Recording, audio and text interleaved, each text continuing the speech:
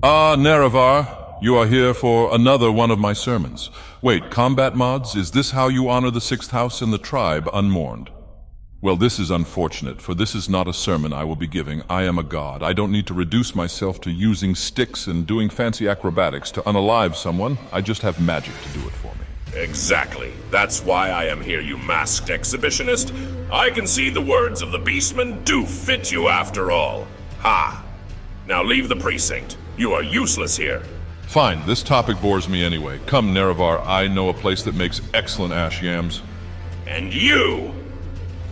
You will now learn how to properly and effectively unalive someone without the need of some pointless ball of fire or a zappy bolt. First on my list is Valhalla Combat. A timed blocking, projectile parrying, stun and execution, and non-intrusive stamina management to push Skyrim's combat to modern standards. It is weightless, it is configurable, includes stamina edits to dictate the rhythm of battle, modifies the block, stun, and exhaustion, and has the innovative ability to execute exhausted knife ears. And if you think this isn't honorable, go cry in some Breton castle. There is no chivalry in war, only the dead and the victor. Next is Ultimate Combat. This combat overhaul mod focuses on enhanced game enjoyment, ease of play, and proficient knife ear extermination. The goal is to bring Skyrim closer to a neat action game rather than to increase difficulty and reality. Enemies' acts are diverse: dash attacks, continuous attacks, dodge, great spell, cooperating act, get angry, and more.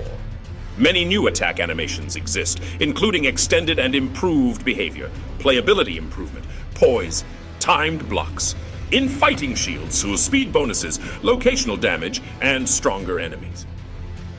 In addition, Sekiro Combat S.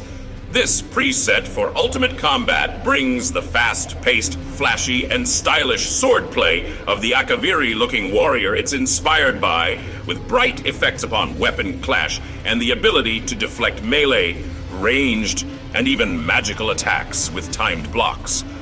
Generally looking good, while slicing and dicing knife ears is a plus, not necessary, but improves the morale of any ally weak of mind, needing to be reminded that you all fight for a reason. The reason being, if you run away, I'll find you and terminate you. Next, Elden Rim. Another combat overhaul module that includes special skills, special hard straight animations, a combo key system, a magic frame, a full toughness system, and a skill talent tree. With the Ashes of War, you get access to different skills and combat spells and techniques you must release as you grow in level via incantations, mystery seals, runes, and the Rim Ring. It features an impact system with its own set of rules that determine the effect of a weapon impact, based on the type of attack and your movement. The knife ears don't stand a chance! Precision, a simple name for a perfect mod. A mod that will allow you to eliminate knife ears with precision, introducing physically accurate and true collisions for melee. Procedural physics-based hit reactions and weapon trails. Hit stop and camera shake and custom collisions for new move sets. In vanilla Skyrim, the attack collision actually runs at a single frame and searches for the best target to hit, usually somewhere in front of the attacker. The way the attack animation looks does not matter at all. With precision, melee attacks are now physically accurate. The attacks will naturally hit all targets that they collide with during the swing. The sweep attack perks don't do anything anymore by default, but you can select a different mode if you want to limit the maximum number of hits per swing, or want to add a diminishing damage multiplier. Judgement Cut End. This mod allows you to obliterate everything around you with a flashy and deadly technique. Now the knife ears will feel my fury. Apparently, this is an original move by someone called Virgil. I'd like to meet this Virgil person and talk over some dead elves. I'm certainly going to use this move myself. Hogwarts in Skyrim. I have no idea what a Hogwarts is, but did you not expect me to talk about magic?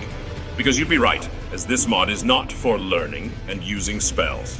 This mod consists of a normal attack, power attack, charge attack, and full charge attack by channeling magicka through a wand. I prefer using a two-handed sword, but a weapon is a weapon, and a dead elf is a dead elf. I will not question the results. And surely you can't expect to be effective in combat just by walking or standing still. Stances. Dynamic animation sets include 4 new stances you can switch between to not look like a complete imbecile and still be able to perform in combat. TK Dodge. Run, an improved and script-free version of TK Dodge SE, whatever that means. What it adds is a quick response dodge roll animation while wielding a weapon, a spell, or nothing at all. This is so you can get out of the way of incoming attacks, which is something you weaklings would need to do if you can't kill anyone before they attack you. Or if you want the more boring option and preserve your precious vanilla Skyrim, just use some other mod that generally improves combat, but doesn't add much more to it, like Wildcat, Smilodon, Blade and Blood, Requiem, etc., etc. Now, if you'll excuse me, there are elves requiring to be sliced. And there he goes, what a fool. Where, Nerevar? Well, to a new Thalmor outpost on the border between Skyrim and Morrowind. Don't worry about the details, but I guess this would be the end of the sermon. Hopefully now our less magically able followers will now do something in battle. As always, don't forget to honor the 6th house and the tribe unmourned by raising your thumbs in approval, subscribing to my sermons, and writing your thoughts on the parchment below. I'd like to thank my patrons and members, the real Chads, Connor Runda, Tanya Davis, unoriginal username, Janelle Rambo, Silky Johnson, Sov Dark, Zenobia Wolfmoon, and Vadim C.